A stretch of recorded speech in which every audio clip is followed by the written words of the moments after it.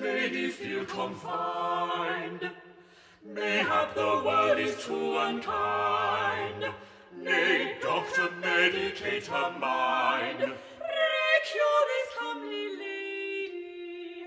Pray cure this comely lady.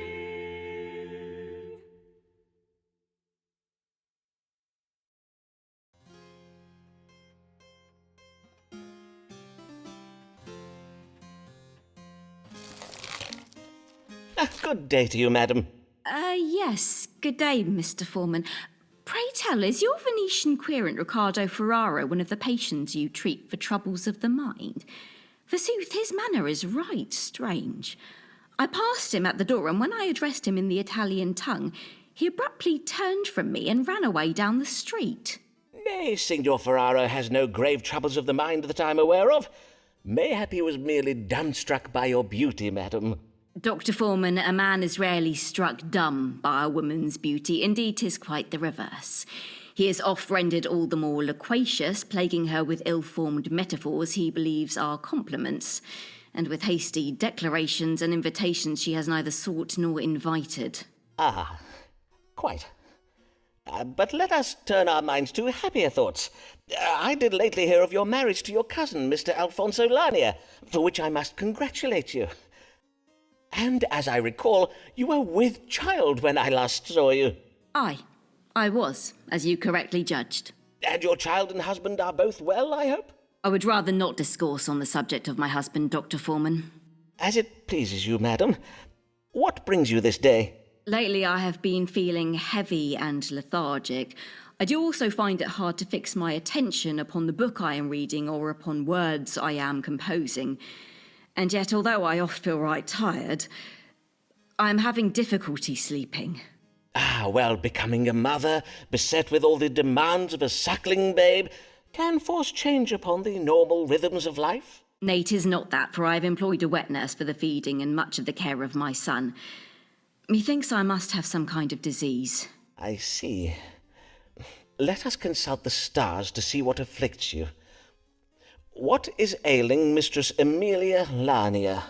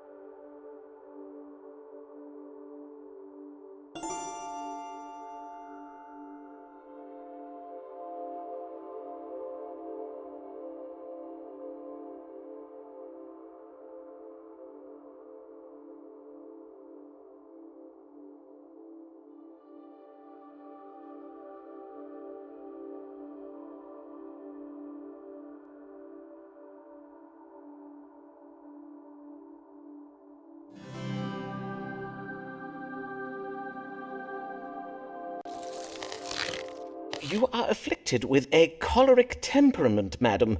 I see. And what treatment can you give me for it?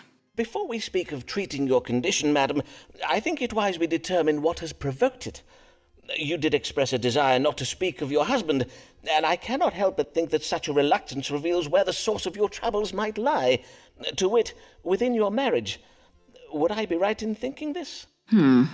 I do not wish to cause you distress, madam, but as a doctor, I do feel I must press you in case it is relevant to your troubles. My marriage is not a happy one, Dr. Foreman. Mr. Lanier and I do not agree on matters of money and strong drink. I see. And what are your opinions on these subjects? That he spends all our money on strong drink.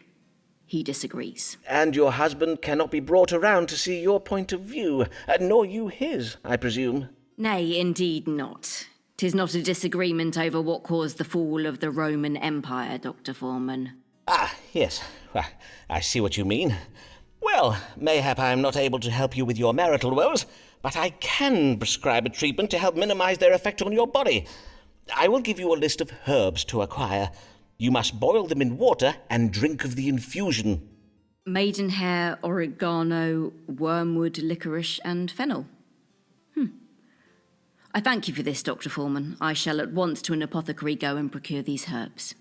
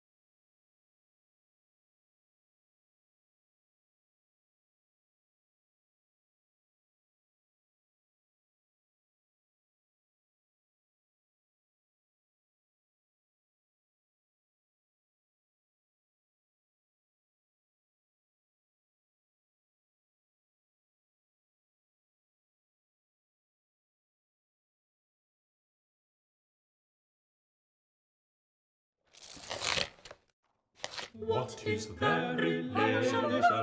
We are no longer sure. Seems Foreman's now their patient, and Avis is the cure.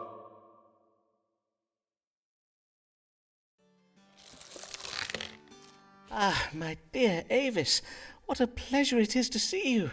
I have oft thought of our I last... cannot tarry long. My husband will be expecting me home. Of course. But, dear lady, is something the matter? Of course. Do not all your querents come with a matter they wish an answer to?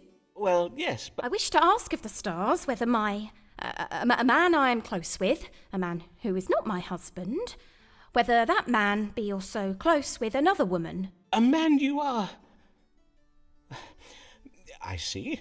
Well, if I am to judge the stars for you, I must ask you to be more precise. In what sense do you mean close? The platonic bond of friendship? Nay, close in the sense of being intimate. I see. Then 'tis the familial tie of kinship, perchance. Nay, I mean someone with whom I have shared physical relations. Verily, madam, if I am to give you an accurate reading, you must state your question clearly. Methinks you know full well what I ask. I bid you ask the stars whether my lover is, that is to say, be it true that he engages with another woman in acts of strumpy-humpy. Madam, you astonish me. 'Tis unlike you to speak such indelicate words. Now, if I understand you correctly, you have a lover, and you wish to know whether he has been sharing his tender favours with another woman. Aye, but did I not verily say so? And now that we have at last fathomed your question, let us read the stars to fathom an answer. Has Mistress Allen's lover been unfaithful to her?